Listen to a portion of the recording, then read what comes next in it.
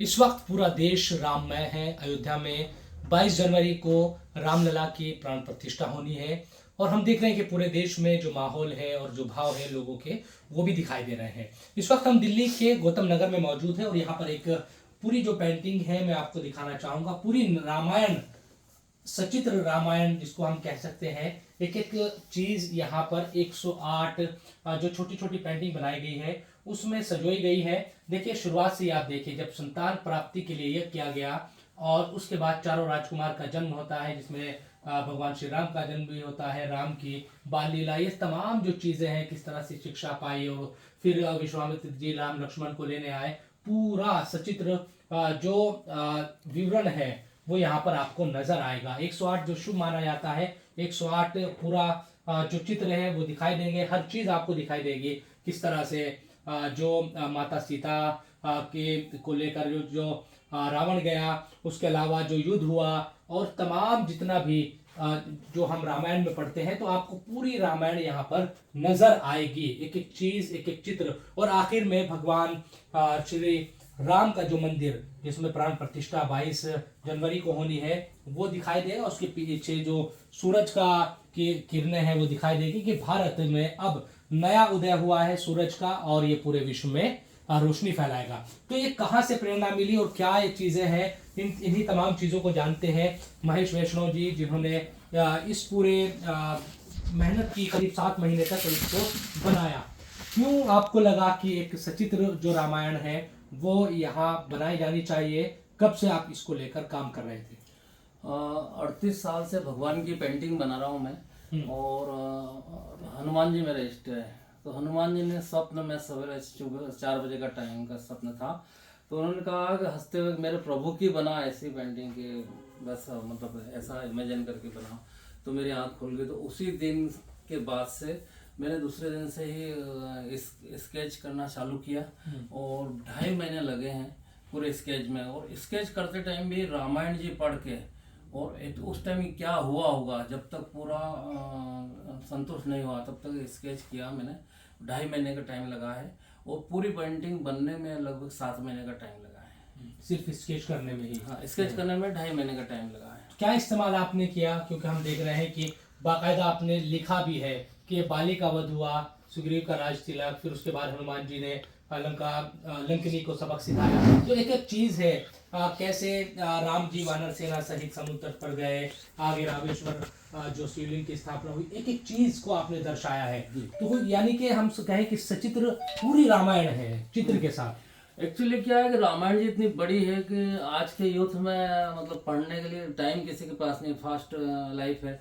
तो मैंने सोचा कि एक रामायण जी, हनुमान जी का आदेश तो हो ही गया था, तो एक रामायण जी की पेंटिंग बनो जिसके बहुत सरल तरीके से रामायण जी के बारे में जाने।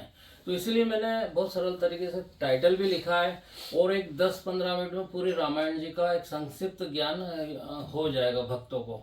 तो सनातन धर्म का प्रचार हो और राम जी के प्रति थोड़ी सी पुष्पांजलि एक छोटी सी एक आर्टिस्ट की तरफ से, क्योंकि हर इंसान को सनातन धर्म के लिए, भगवान राम के लिए कोई ना कोई कर रहा है। सारी दुनिया राममय हो रही है, ऐसा लग रहा है जैसे त्रेता युग का जैसा समय आ गया है। 108 ही क्यों आपने पेंटिंग रखी इसमें छोटी छोटी? 108 एक सिद्धि का मंत्र होता है। हिंदू धर्म और सनातन धर्म में पवित्र अंक कहा जाता है, क्योंकि 108 की माला जप के सिद्धि प्राप्त करते हैं। तुलसा जी की माला है, रुद्राक्ष की माला है, ये सारा इसी कारण 108 रखा। और सहयोग से एक जगह थोड़ी ऐसी बची थी जिसमें हमारा आज के का राम मंदिर बना है।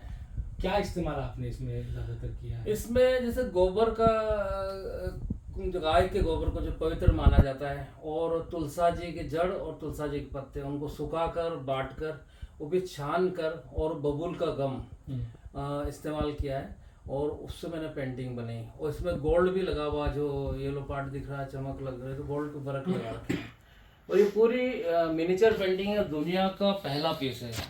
इस तरह की पेंटिंग दुनिया की पहली पेंटिंग है। क्या चाहते हैं अब, ये कहाँ रखी जाए, क्या चीज़ें आप चाहते हैं? ये पेंटिंग राम मंदिर में लगने के लिए फाइनल हो गई है। 22 तारीख के बाद ये वहाँ लगेगी।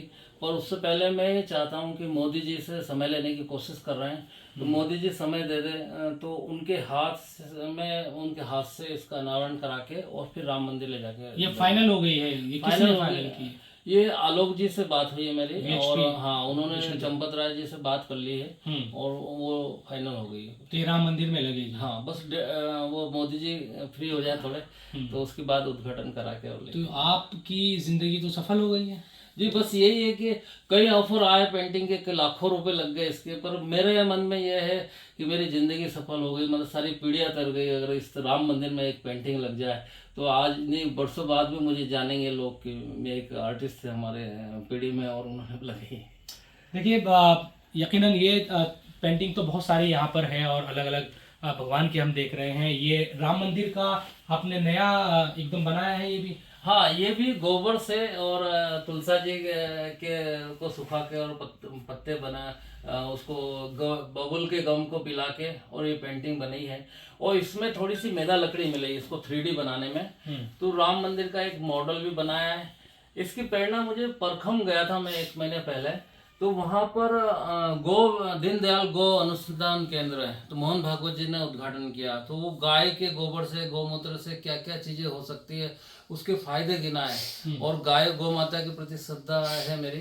तो फिर मैंने यही सोचा कि एक पेंटिंग में भी इसमें करूँ, और बहुत बड़ा काम भी मैं बाद में पेंटिंगों में करने वाला हूँ, जो मैं आने वाले टाइम में। तो कई दशकों से आप पेंटिंग बना रहे हैं महेश वैष्णव जिस तरह से बता रहे हैं, लेकिन ये इसीलिए ख़ास है, और जो महेश बता भी रहे हैं कि बात भी हो गई है और बहुत खूबसूरत और बहुत मेहनत से ये पेंटिंग बनाई गई है। राम मंदिर में लगेगी ये उम्मीद कर रहे हैं, क्योंकि इसको लेकर बातचीत हो गई है, और 22 के बाद जब ये जाएगी वहाँ पर और राम मंदिर में लगेगी, यकीनन एक एक चीज़ का सचित्र जो विवरण है आपको इसमें नजर आएगा। और जो भी भक्त प्रभु श्री राम की ज़िंदगी को शुरुआत से आखिर तक जानने की कोशिश करेगा, उसको पूरी ज़िंदगी इसमें, पूरा जीवन इसमें मिल जाएगा। कैमरा पर्सन जगदीश के साथ इंडिया टीवी के लिए दिल्ली से मैं शुएब रजा।